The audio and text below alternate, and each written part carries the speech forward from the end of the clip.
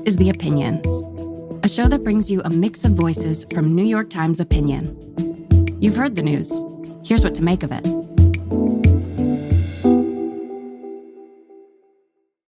I'm Pamela Paul, an opinion columnist for the New York Times. And I'm Carlos Lozada, also an opinion columnist at the Times.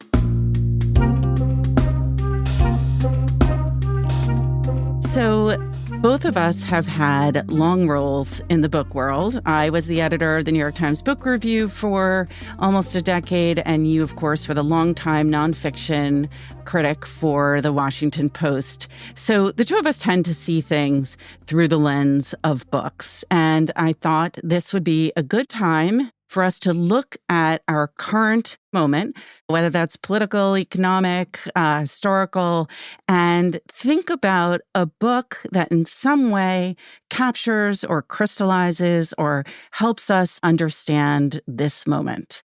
The book is the book of all time. That's a high bar. Yes, but you have a book. What did you pick? I do. I have a book.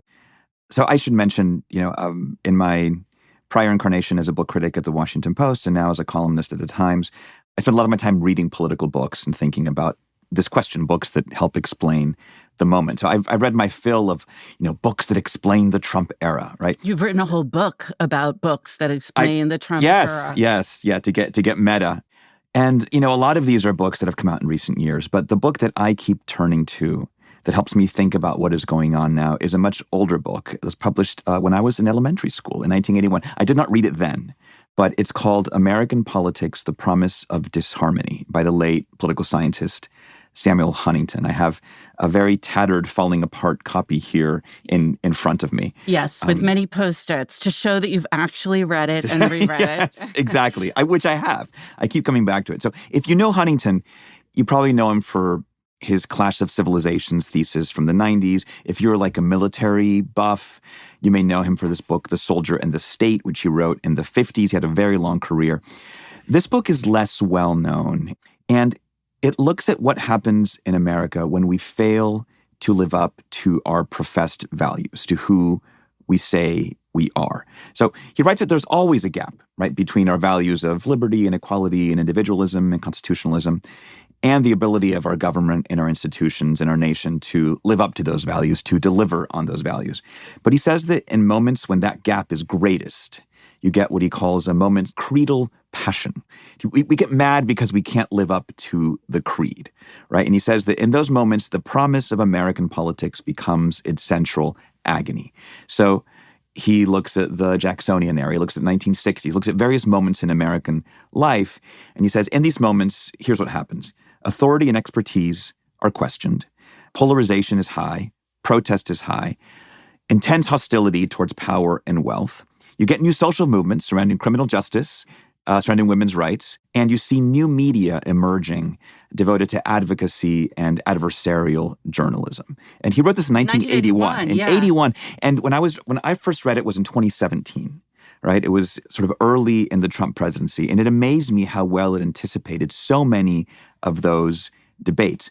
And what's crazy is that he even wrote then in 81, he tried to anticipate when the next such creedal passion moment would happen. And he said, if the periodicity of the past prevails, a major sustained creedal passion period will occur in the second and third decades of the 21st century. I thought you were going to say something scary, like in the fall of 2024. No, but we're basically right on schedule, right? And so what I find fascinating about this book is that in his telling, the American dream sort of matters most because it is never quite fulfilled. The reconciliation of liberty with inequality and the rest is never complete. But it's not really a pessimistic book, even if it sounds like it. He has this line at the end that I just always think about. Critics say that America is a lie because its reality falls so short of its ideals. They are wrong.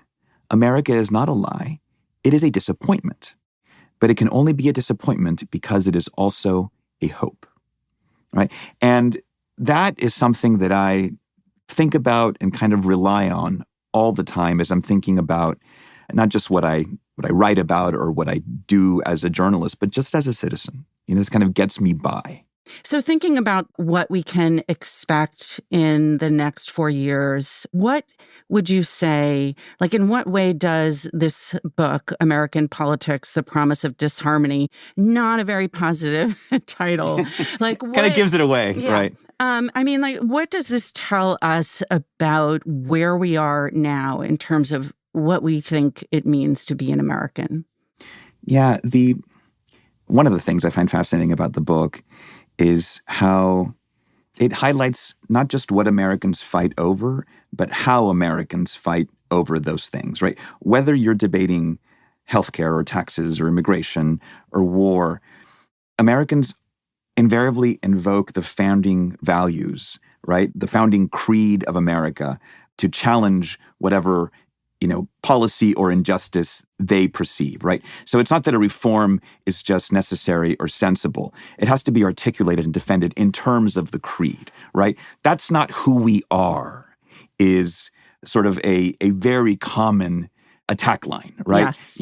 It's not just it's bad, it's un-American. That's why you see a lot of Trump's opponents have often attacked his policies, not just by saying they're wrong, but by saying, they're un-American, they're not who we are. And Huntington really speaks to that. He says, Americans divide most sharply over what brings them together, right? And so it's those definitional questions that we overlay on kind of like all our debates. And I think you've seen that not just in the last election, but throughout the Trump era. Right. I mean, that was the response of many to the election, which was actually, this is exactly who we are, and we have to deal with this. Yeah. And I think that's hard to deal with, right? Because sometimes the way we make these arguments is not just about policy preferences, but these kind of foundational beliefs about what the country is or should be.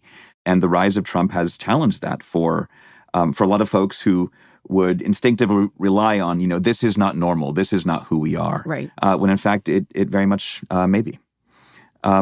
What's yours? What's your book that helps you figure out this time? So, when you and I talked about this, when we conceived of having this conversation, like, is it the book of all time? Is it the book that we read this year? And you went wide, horizon. And I suffer from the tyranny of choice when I think about it in those terms. And I also have the residual way of thinking from my years at the book review, which is often like, what are the books this year? And even more often, like, what's the book this week? And I'm actually going to go even further to talk about the book that I read most recently. It is called The Sing Sing Files, One Journalist, Six Innocent Men, and a 20-Year Fight for Justice by Dan Slepian, who is a producer at Dateline. And this book came out this year, and it looks at a subject that has long been of interest to me, which is basically all of the problems with our criminal justice system. I tend to look at every book sort of that I'm reading at a given moment as the most important book of that moment. I tend to view it through the lens of what's going on now. And when I was thinking about which book I wanted to choose, I didn't want to think about it simply in terms of Washington or the presidential election, partly because I think we often focus so much on that to the exclusion of the rest of the huge country and everything that's going on. So this book is an account of the work that Slepian has been doing for Dateline, but also to a large extent on his own time, looking at cases of wrongful conviction in Sing Sing, an infamous prison that is in Ossining, New York, just outside of the city. And all of the people whom he writes about were imprisoned in Sing Sing, and all of them were convicted for crimes they did not commit, and all of them spent years in prison. Even after it was quite clear there was overwhelming evidence that their convictions were wrong. Of course, we've had a number of these very high-profile situations, and the Central Park Five is probably the most notorious case in New York, and that comes up in this book. And what is terrifying and depressing is that even after these very high-profile situations where convictions have proven to have been incorrect and people are in prison, it can take years to get them out. So what this book brought up for me are a number of things, both specific to the criminal justice system, but also tell a story about this country and the way it thinks about good and evil and crime and punishment and innocence and guilt. And the specific things that it brings up that I think continue are the resistance to truth, the resistance to fact, often out of self-preservation. So it's really disheartening to read that even now, after cases like the Central Park Five, there is such strong systemic resistance within the criminal courts in New York, which we tend to think of as a pretty liberal city and state, to admitting that they've made a mistake and to taking steps to address that. You realize that it is a dysfunctional, sclerotic, slow-moving system in which everyone is sort of covering their ass and looking out for their political future. So it's not ideological in the sense you think it's really just people not wanting to go to the trouble that it would take to admit and undo mistakes. Yes. It's not ideological. It's systemic. It's practical. It's petty. But where I do think ideology plays into in this larger story around incarceration, and when I think about this country today, I think that we are such a vindictive, vengeful kind of culture. I think especially right now, there's a tendency to think in terms of good and evil, of bad guys, of good guys. We're so polarized. We're so incapable of re-examining our own biases and assumptions. And it's that kind of ideological intransigence that makes this kind of like petty, practical intransigence even worse, And the other reason I wanted to talk about this book is just to talk about the fact that the criminal justice system at every step in the process is so troubled. I don't want to use the word problematic because you and I everything both have is problematic. Yes. Everything is problematic. Yes, but when you go through it step by step, from arrest to prosecution to appeals to sentencing to the ways that prisons operate, that we profit off of people's imprisonment, that we continue to staff prisons with people who are not necessarily qualified or trained, and that the guiding principles around our prison system is retribution, punishment. It's not rehabilitation, redemption. And therefore, we focus very little once people are in prison on programs like retraining and education and mental health care and substance abuse treatment. I mean, one of the things that I still find really appalling is the disenfranchisement of not only people while they're in prison, but of former convicts. They, sometimes never get to vote again. And so you're basically depriving people from having hope and a stake in the society that has punished them. You continue to punish them after they have served their sentence. And that, to me, is like the ugliest side of America, but it's very real. I picked a book that was very much about American politics, these big picture questions of American identity and values.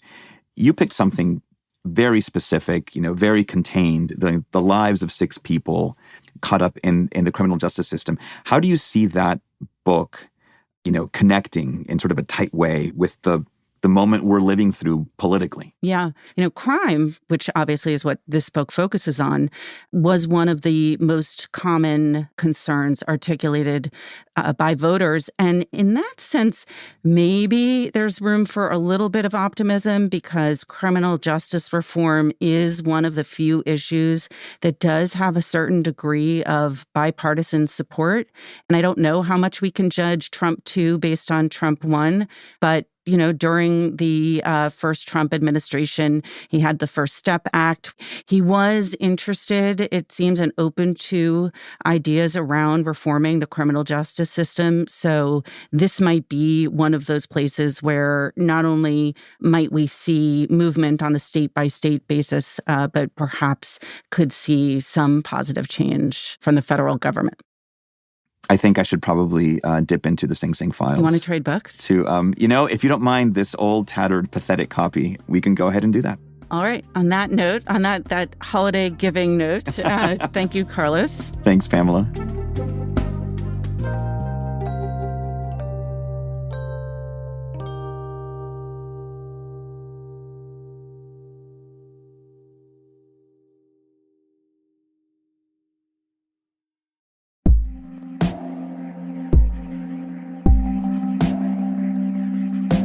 If you like this show, follow it on Spotify, Apple, or wherever you get your podcasts. This show is produced by Derek Arthur, Sophia Alvarez-Boyd, Vishaka Durba, Phoebe Lett, Christina Samuelewski, and Jillian Weinberger. It's edited by Kari Pitkin, Allison Bruzek, and Annie Rose Strasser. Engineering, mixing, and original music by Isaac Jones, Sonia Herrero, Pat McCusker, Carol Saburo, and Afim Shapiro. Additional music by Amin Sahota. The fact-check team is Kate Sinclair, Mary Marge Locker, and Michelle Harris. Audience strategy by Shannon Busta, Christina Samuelewski, and Adrian Rivera. The executive producer of Times Opinion Audio is Annie Rose Strasser.